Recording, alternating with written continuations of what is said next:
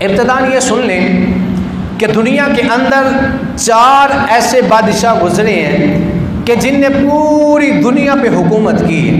یعنی ان 4 بندوں کے علاوہ کوئی ایسا حکمران، کوئی ایسا بادشاہ، کوئی ایسا پرائم منسٹر، کوئی ایسا صدر نہیں آیا کہ جس نے پوری دنیا پہ حکومت کی ہو سوائے 4 بندوں کے. ان میں سے 2 بادشاہ مسلمان ہیں اور 2 بادشاہ کافر تھے.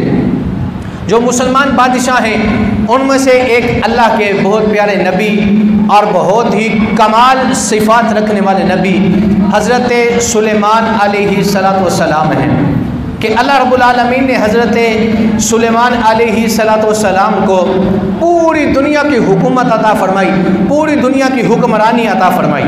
اور دوسرے حضرت ذوالقرنین رضی اللہ تعالی عنہ، یہ بھی مسلمان تھے اور اللہ نے انہیں پوری دنیا میں حکمرانی عطا فرمائی.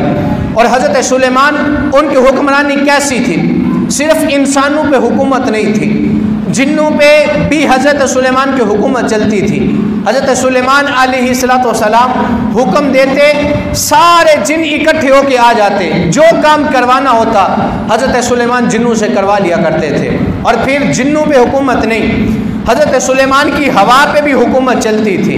یعنی کہیں جانا ہوتا، لشکر لے کے جانا ہوتا، جلدی میں جانا ہوتا، ہوا کو حکم دیتے، ہوا لشکر اٹھاتی، ہوا اپنے آسمان کے درمیان چلاتی چلاتی اس جگہ پہ پہنچا دیتی. اتنی اللہ نے طاقتیں اور اتنی نعمتیں عطا فرمائی.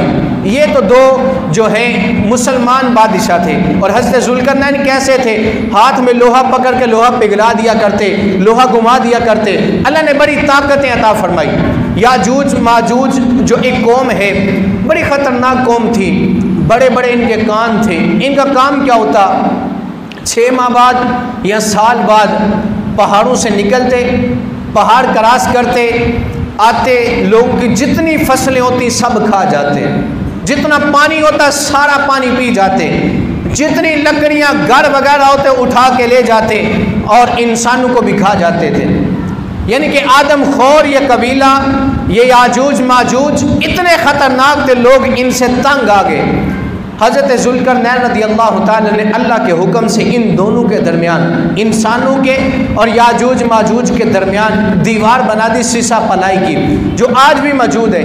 قرب قیامت یہ دیوار ٹوٹے گی اور یہ یاجوج ماجوج قوم پھر باہر آئے گی اور اس وقت آ کے لوگوں پہ حملہ کرے گی. یہ ایک الگ میٹر ہے کہ پھر ان کو کیسے ختم کیا جائے گا، کیسے یہ مارے جائیں گے، یہ پھر کبھی انشاءاللہ سنیں گے. لیکن حضرت ذوالقرنین نے ہمیں ان یاجوج ماجوج قوم سے محفوظ کیا. اب جو کافر بادشاہ تھے وہ کون ہے؟ تیسرا بادشاہ کہ جس نے پوری دنیا پہ حکومت کی لیکن تھا کافر، وہ تھا بخت نصر کے نام سے. بخت نصر یہ ایک ایسا بادشاہ تھا جو پوری دنیا پہ حکومت کرتا تھا. اب یہ تو بادشاہ تھے حکومت کرنے والے، 2 مسلمان جو رب کی عبادت کرتے تھے. ایک بخت نصر کے بادشاہ آیا جو کافر تھا، اس کا نام تھا نمرود بن کنعان، یعنی کنعان کا بیٹا نمرود. یہ ظالم ترین بادشاہ تھا دنیا کا، کیونکہ پوری دنیا پہ حکومت تھی، ہر بندہ اس کا حکم مانتا تھا، ہر کوئی اس سے ڈرتا تھا. تو لہٰذا اس نے پوری دنیا پہ حکومت بنا کے رکھی، ہر ایک کو ڈراتا. اب جب اس کا وقت تھا، اس کا زمانہ تھا، اس کی حکومت تھی، اس کی پاور تھی، یہ سب کو ڈرا کے اپنی عبادت کروایا کرتا تھا. معاذ اللہ اپنے آپ کو خدا کہتا اور اپنی پرتش کروایا کرتا تھا، اپنی عبادت کروایا کرتا تھا، اپنی تعبدی کروایا کرتا تھا. اب اسی کا زمانہ چل رہا تھا نمرود کا کہ ایک دن نمرود نے خواب دیکھا. کہتا میں نے خواب دیکھا کہ خواب کے اندر ایک مینڈا آیا، اس نے آ کے میرا جو سٹیج تھا، میرا جو تاج تھا، میرا جو بیٹھنے والا تخت تھا، اس کو اپنے سینگوں سے اڑا کے پھینک دیا. بڑا پریشان ہوا، نجومیوں کو اکٹھا کر دیا. علامہ سبوی کہتے ہیں کہ علامہ سدی فرماتے ہیں کہ ایک خواب اس نے یہ دیکھا کہ ایک ستارہ چمکا